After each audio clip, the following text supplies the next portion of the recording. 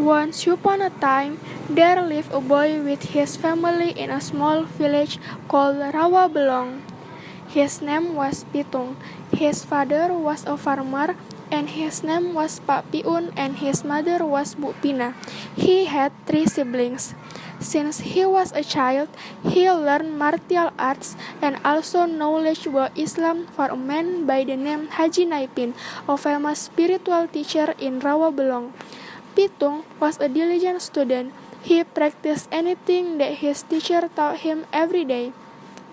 He became skillful in no time, and his teacher became even more fond of him. His teacher even decided to teach him everything that he knows, including a very powerful magic called Panchasona. It's a magical power that will make anyone who learns it to be weapon resistant. All of his knowledge and ability didn't make him to be arrogant. He was always humble and kind to anyone. He always helped his father at the paddy field, helped his mother at home, and even sometimes he also helped his neighbor whenever they need his help. This attitude was the reason why all people in his village liked him. One day, Pitung witnessed some thugs seize of the villager livestock and crop forcefully. This was not actually the first time something like this happened in the village, but it was his first experience to see it happen in front of him. The villagers were not there to fight because they were sent by the landlord. So, they just hide inside their house as the thugs collect their livestock and crop. He got mad and he challenged the thugs to fight him. The thugs laughed at his challenge because he was alone and they thought that it would be very easy for them to beat him. They started to attack him, but Pitung was so agile that he could dodge almost all of their moves. The thugs quickly lose their temper because their attack seems to have no effect on Pitung at all, so they attack him ferociously.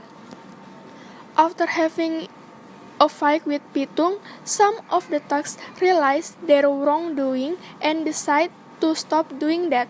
They changed into a better person and they became Pitung's friend. As their number got bigger, Pitung decided to assemble a group.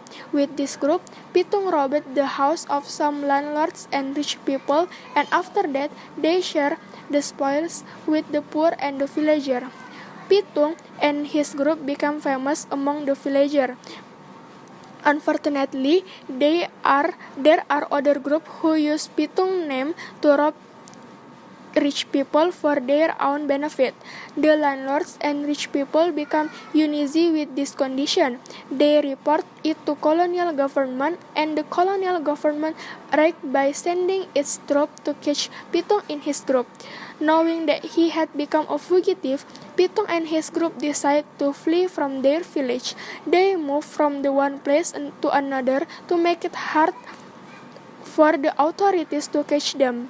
During their time on the run, they kept doing their action. They took the wealth of the rich and landlords and then shared it with the poor.